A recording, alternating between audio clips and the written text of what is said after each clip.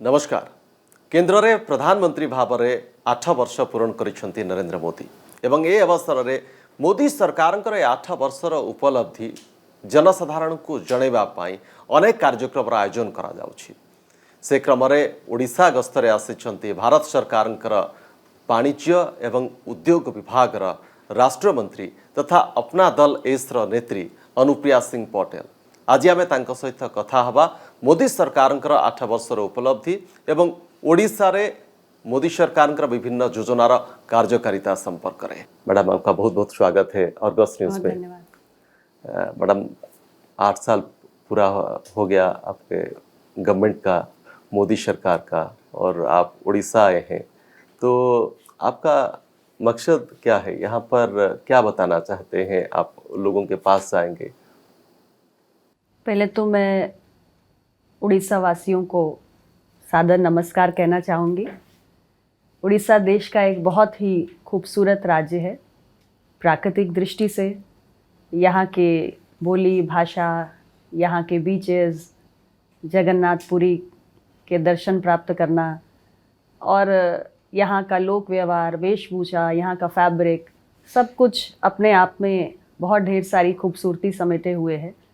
तो मेरे लिए तो बहुत प्रसन्नता का ये अवसर है कि मुझे उड़ीसा राज्य आने का ये सौभाग्य प्राप्त हुआ है। मोदी जी की सरकार के 8 वर्ष का कार्यकाल पूरा हुआ है और इन 8 वर्षों में हमारी क्या उपलब्धियां रहीं। जो हमारा उद्देश्य था देश की जनता के साथ, देश के कोने कोने में जुड़ना, हम उस उद्देश्य में कहाँ तक सफल हुए, इसका स्वयं आकलन करने के लिए मोदी सरकार के सारे मंत्री देश के कोने कोने में अलग अलग राज्यों में जा रहे हैं। उसी क्रम में मैं आज यहाँ आई हूँ। तो हमारी सरकार के 8 वर्षों में कुछ खास बातें रही हैं जी।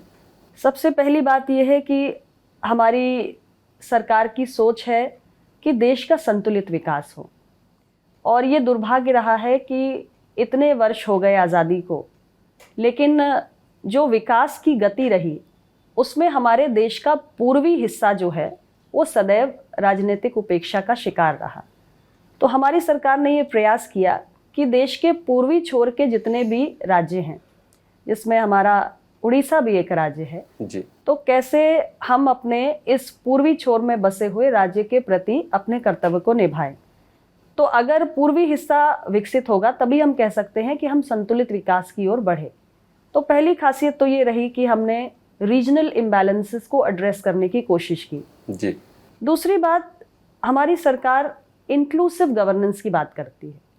सर्वस्पर्शी सर्वसमावेशी विकास, यानी विकास तब तक अधूरा है जब तक समाज के हर वर्ग, हर तबके तक वो पहुंच ना बना पाए, और इसलिए ऐसा विकास जिसमें no one is left behind, कोई भी पीछे छूटने ना पाए।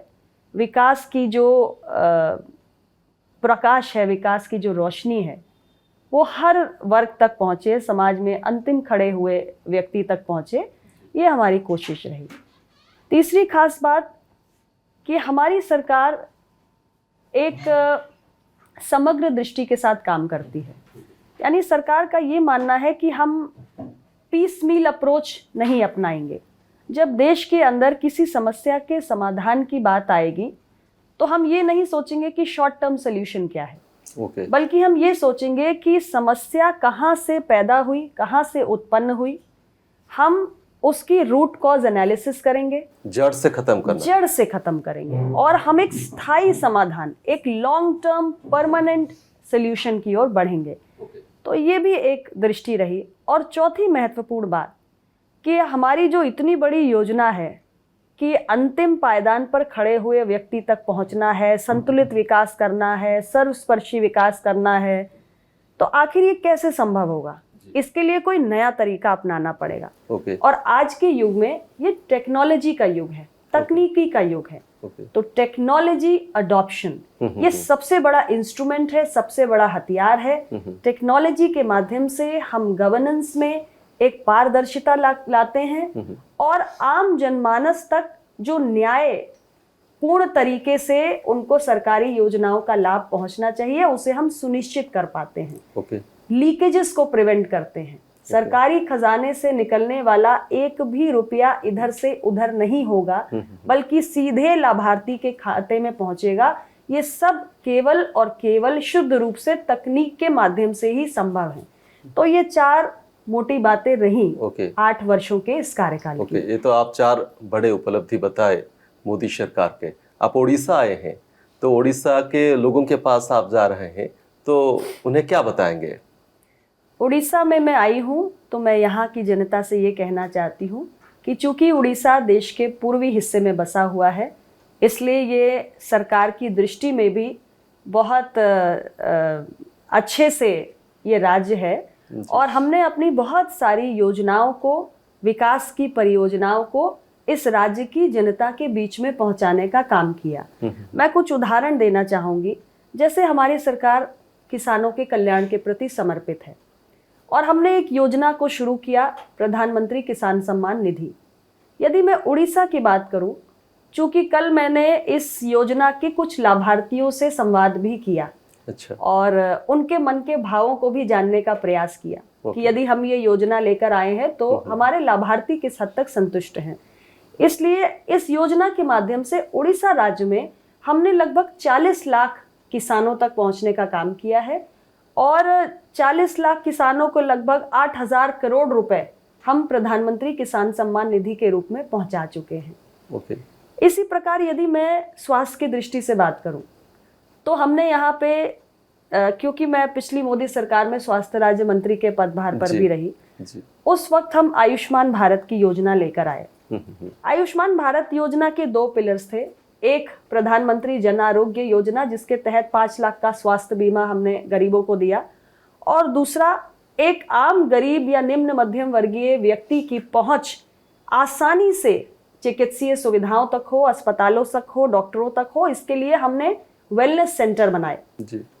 ये दुर्भाग्य है कि हमारी जन आरोग्य योजना जो 5 लाख के स्वास्थ्य बीमा वाली है, वो तो उड़ीसा राज्य में लागू नहीं हो पाई, लेकिन वेलनेस सेंटर हमने बड़ी संख्या में बनाए। 5,000 से ज्यादा हेल्थ एंड वेलनेस सेंटर हमने उड़ीसा राज्य में बनाए। तो एक गरीब आदमी को डॉक्टर तक पहुंचने के लिए बहुत ज्यादा लंबी दूरी तय करने की आवश्यकता नहीं है। इसी प्रकार हेल्थ केयर के लिए ये जरूरी है कि जो दवाएं हैं वो किफायती दरों पर और आसानी से उपलब्ध हो। तो हमने जन औषधि केंद्र भी लगभग 351 जन औषधि केंद्र उड़ीसा राज्य के अंदर खोले। और क्योंकि हमारी सरकार जो हमारी पारंपरिक भारतीय चिकित्सा पद्धति है उसके प्रति भी काफी सजग है, इसलिए हमने आयुष के वेलनेस सेंटर्स भी बनाने शुरू किए। और उड़ीसा के अंदर हमने 100 ऐसे आयुष वेलनेस सेंटर्स बनाए। यदि मैं आधारभूत संरचना की दृष्टि से बात करूं तो कनेक्टिविटी बहुत जरूरी है। जिस राज्य में या जिस देश में सड़कों का विकास नहीं होगा वो आर्थिक प्रगति की ओर अग्रसर नहीं हो सकता। हमारी सरकार ने नेशनल हाईवे, राष्ट्रीय राजमार्ग के निर्माण में बहुत माइलस्टोन्स अचीव किए हैं और उड़ीसा के अंदर भी हमने लगभग 6,000 किलोमीटर के राष्ट्रीय राजमार्ग का निर्माण किया है। आपका जो बता रहे थे कि कल आपने संवाद किया लोगों के साथ जो लाभार्थी है, तो आपने क्या महसूस किया? वो लोग समझते हैं मोदी सरकार के कारण उनके ये फायदा मिला है? मोदी सरकार को लेकर उड़ीसा के लोगों के मन में क्या है, क्या भावना है, ये आपको पता चला कल? देखिए, कल जब मैंने प्रधानमंत्री किसान सम्मान निधि के लाभार्थियों से संवाद किया तो उनके मन का जो भाव था वो बहुत ही सकारात्मक था। क्योंकि ये सच है कि जब प्रधानमंत्री किसान सम्मान निधि हम लेकर आए तो हमारे मन में कहीं ना कहीं ये बात थी कि एक छोटा किसान जो है, छोटी जोत वाला किसान जो है, उसकी तमाम किस्म की आवश्यकताएं होती है। बीज खरीदना है, कीटनाशक खरीदना है और ऐसी तमाम खेती की ज़रूरतों के लिए जो एक छोटी मोटी धनराशि की आवश्यकता होती है उसके लिए भी वो किसी थर्ड पार्टी पर निर्भर होता है। कहीं से कर्ज लेता है, उससे अपनी आवश्यकताओं की पूर्ति करता है। तो क्यों ना इस कर्ज के जाल से किसान को मुक्त किया जाए, तो इसलिए हमने इस उद्देश्य से ये राशि दी। तो जब मैंने कल संवाद किया और मैंने उनसे पूछा कि आपके खाते में कितना पैसा आया, तो किसी ने बोला 10 किश्त आई, किसी ने बोला 11 किश्त आई, हम लोग बहुत खुश हैं क्योंकि हमारी छोटी मोटी ज़रूरतों के लिए अब हमको कहीं जाना नहीं पड़ता है। खाद, बीज, तमाम चीज़ें जो होती है हम इस पैसे से बहुत आसानी से खरीद लेते हैं। एक महिला बैठी हुई थी, वो उड़िया भाषा में संवाद कर रही थी, लेकिन मेरे साथ अधिकारी थे जो उसका मुझे अनुवाद करके बता भी रहे थे। तो वो बहुत ज़्यादा प्रसन्न थी, बहुत ही गरीब महिला थी, छोटा सा उनका जोत थी, और उन्होंने बताया कि मतलब वो कुछ काम करने के लिए पैसे की आवश्यकता थी और उनके पास नहीं थे और वो सोच ही रहे थे कि कहाँ से लाएंगे। इतने में उनके मोबाइल पर SMS आ गया कि प्रधानमंत्री किसान सम्मान निधि का ये पैसा आपके खाते में आ गया है। तो उनकी जो आवश्यकता थी उससे उन्होंने पूर्ति कर ली। तो एक सुकून का भाव था, एक प्रसन्नता का भाव था। तो हमें भी अच्छा लगा कि ये योजना जिस उद्देश्य से हम लेकर आए थे, काफी हद तक ये अपने उस उद्देश्य को पाने में सफल हो रही है। ये तो आप जो बताए, ये जो योजना है PM किसान सम्मान निधि योजना, ये तो डायरेक्ट बेनिफिशियरी के खाते में ये चला जाता है। लेकिन केंद्र सरकार का कई सारी योजनाएं हैं जो तो केंद्र सरकार बनाते हैं लोगों के लिए, लेकिन उसे इम्प्लीमेंट करने का दायित्व लोकल गवर्नमेंट को, राज्य प्रदेश के सरकार का है। तो उड़ीसा में जो मोदी सरकार का जो भी बड़े योजना है, उन्हें उसका इम्प्लीमेंटेशन आप कैसे देख रहे हैं? उड़ीसा में हो रहा है ठीक से? लोगों को उसका फ़ायदा मिल रहा है? देखिए, कुछ योजनाएं तो मैंने आपको बताई इम्प्लीमेंट हुई है, लेकिन एक योजना का मैंने आपको उदाहरण दिया, जैसे 5 लाख का स्वास्थ्य बीमा। ये एक गरीब व्यक्ति के लिए बेहद महत्वपूर्ण है, क्योंकि एक गरीब परिवार में अगर कोई सदस्य बीमार पड़ जाए और कोई गंभीर बीमारी हो जाए, तो या तो वो कर्ज ले या ज़मीन बेचे, या उसकी अगर कोई जमा पूंजी होती है तो वो पूरी खत्म हो जाती है, और उसके बाद वो परिवार गरीबी रेखा के और नीचे खसक जाता है और उससे कभी उबर नहीं पाता है। तो ये एक गरीब आदमी के लाभ की योजना है, लेकिन ये दुखद है कि ये योजना यहाँ पे लागू नहीं हो पाई है। और मुझे लगता है कि हमारे देश का जो संविधान है वो कोऑपरेटिव फेडरलिज्म की बात करता है। हमारे देश के अंदर फेडरल स्ट्रक्चर है, लेकिन यूनिटरी बायस है। राज्य और केंद्र की सरकारों के बीच में एक आपसी तालमेल, एक आपसी समन्वय से जनहित की जो योजनाएं हैं, यदि उनको हम बेहतर तरीके से लागू कर पाएंगे तो ओवरऑल राज्य की और देश की खुशहाली का मार्ग प्रशस्त होता है जी। लेकिन अगर राजनीतिक टकराव इस स्थिति पर पहुंच जाता है कि जो आम जनमानस के कल्याण की योजनाएं हैं उनके बीच में भी रुकावटें खड़ी होती हैं, तो ये बहुत दुर्भाग्यपूर्ण होता है। आगु को मध्य आमे मैडम अनुप्रिया सिंह पटेल का सहित कथा जारी रखिबा, किंतु सब है गोटे छोट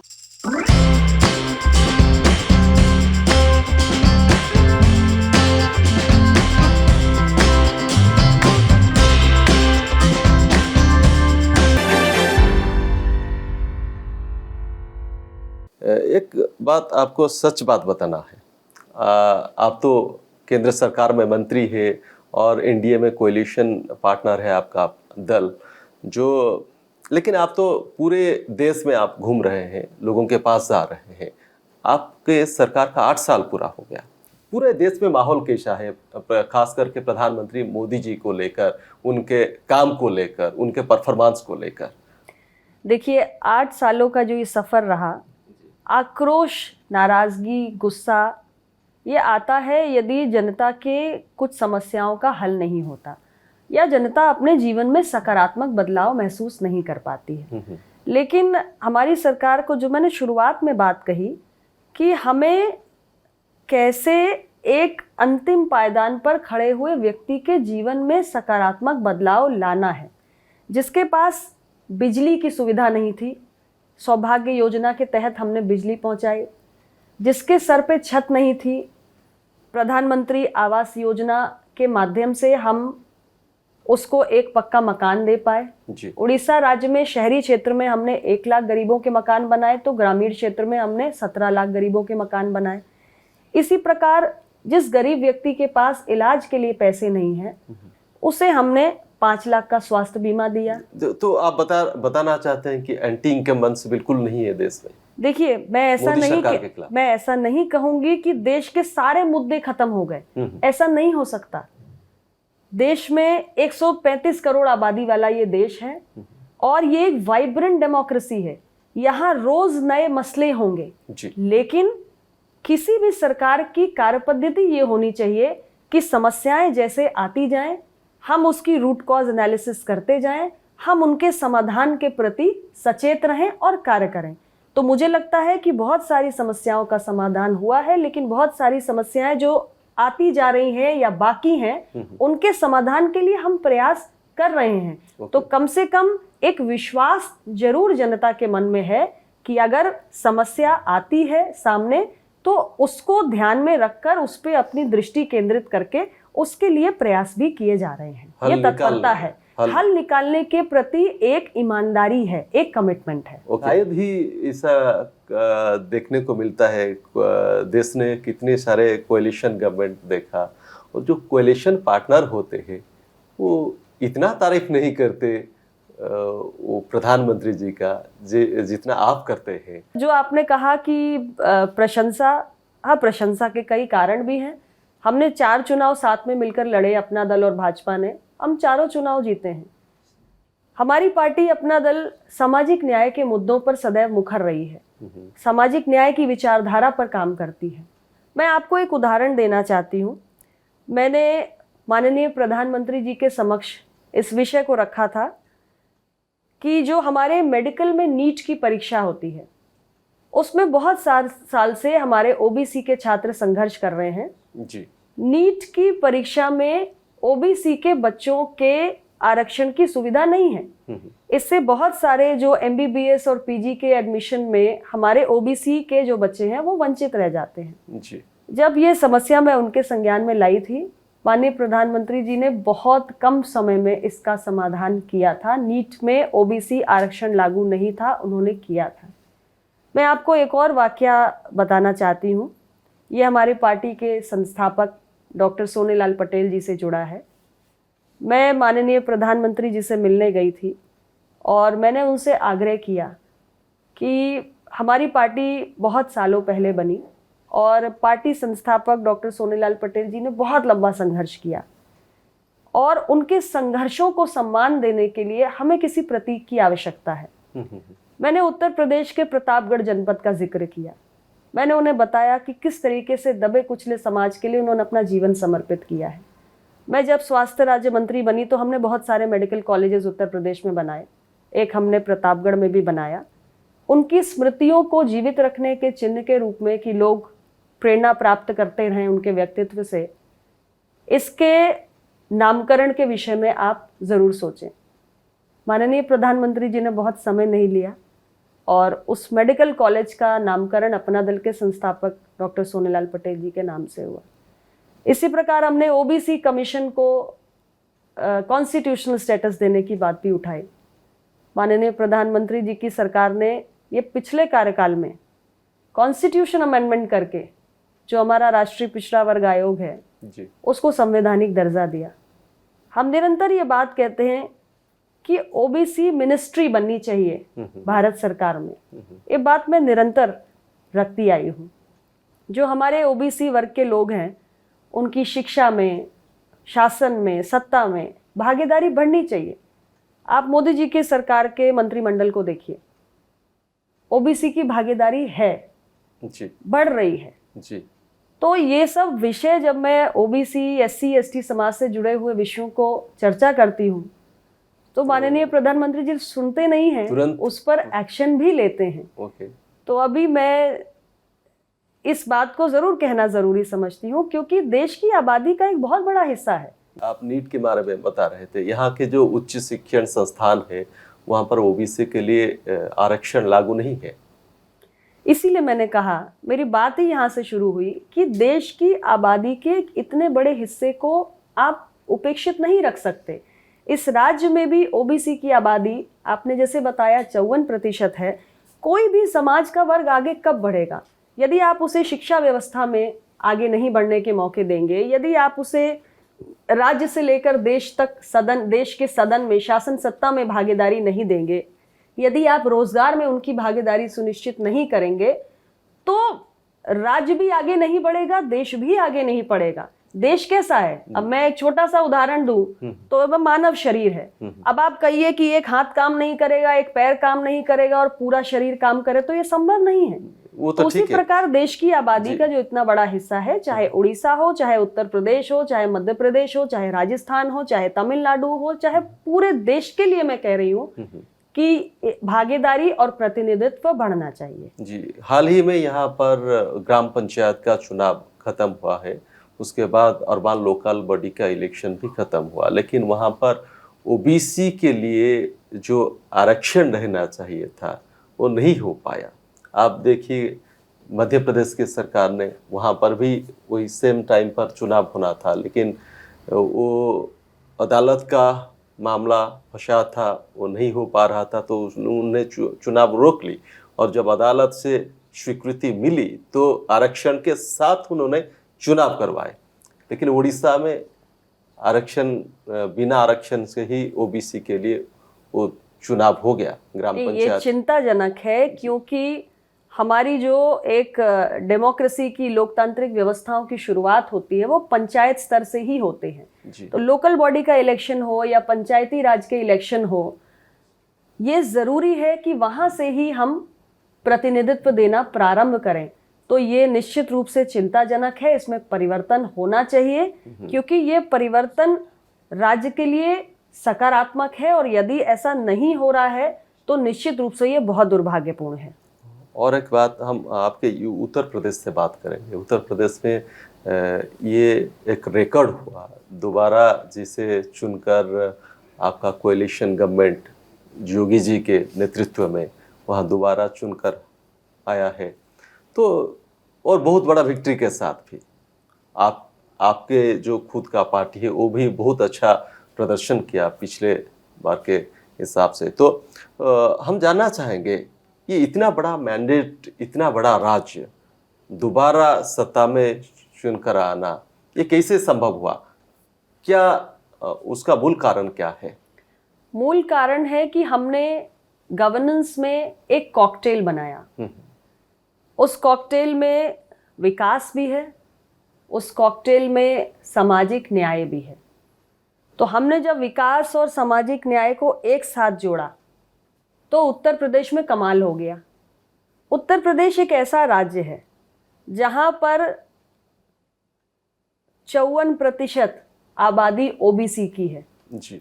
फिर हमारे SC/ST की आबादी है और 25 करोड़ की आबादी है। क्षेत्रफल की दृष्टि से बहुत बड़ा राज्य है, प्राकृतिक संसाधनों से भरपूर है। तो विकास की आंधी भी चलानी थी, सामाजिक न्याय की गंगा भी बहानी थी। हमारे यहाँ सब कुछ हुआ। हमारे यहाँ विकास की दृष्टि से बहुत काम हुआ, मैसिव इंफ्रास्ट्रक्चर डेवलपमेंट हुआ, नए एयरपोर्ट्स बने, हाईवेज बने, मेडिकल कॉलेज हर डिस्ट्रिक्ट में हमने बनाया। 62 मेडिकल कॉलेज चुनाव के पहले तैयार थे। ऑल इंडिया इंस्टीट्यूट हमने बनाकर खड़ा कर दिया, गोरखपुर में लेकर पूर्वी उत्तर प्रदेश में आवश्यकता थी। आयुष यूनिवर्सिटी बनाई, स्पोर्ट्स यूनिवर्सिटी बनाई, और जितनी भी गरीब कल्याण की योजनाएं थी, बिजली, घर, शौचालय, सब कुछ, स्वास्थ्य बीमा, सब कुछ हमने गरीब जनता तक पहुंचाया। तो ये जो एक कॉकटेल रहा विकास और सामाजिक न्याय का, इससे लोगों के मन में एक विश्वास पैदा हुआ कि सरकार की नीति, नियत, दृष्टि सब कुछ साफ है और इसलिए हमको दोबारा मौका देना चाहिए। जी, फाइनली हम आपके मिनिस्ट्री के बारे में, आपके डिपार्टमेंट के बारे में थोड़ा बात कर लेंगे। और उड़ीसा के संदर्भ में अगर देखा जाए तो उड़ीसा में जो कॉमर्स और इंडस्ट्री, ये दोनों का काम कैसे चल रहा है? और उड़ीसा आज पूरे भारत के हिसाब से अगर देखें, भारत में जिस तरह से अभी ग्रोथ हो रहा है, तो उड़ीसा कहाँ पर है? उड़ीसा का पोजीशन कहाँ पर है? देखिए, जहाँ तक वाणिज्य और उद्योग मंत्रालय का विषय है जी, हमारे पास एक तरफ हमारा एक्सपोर्ट्स इंपोर्ट्स है, दूसरी तरफ इंडस्ट्री है। जी, हम कोशिश कर रहे हैं कि हमें दोनों को मजबूती देनी है। खास तौर से कोरोना काल के बाद जब हमने अपने देश की अर्थव्यवस्था को पटरी पर लाना शुरू किया, और आज IMF के प्रोजेक्शंस हैं कि भारत दुनिया की सबसे तेज गति से बढ़ने वाली अर्थव्यवस्था है, 8.2% के ग्रोथ रेट को भी प्रोजेक्ट किया है। ऐसे में आत्मनिर्भर भारत का सपना भी माननीय प्रधानमंत्री जी ने हमें दिखाया है।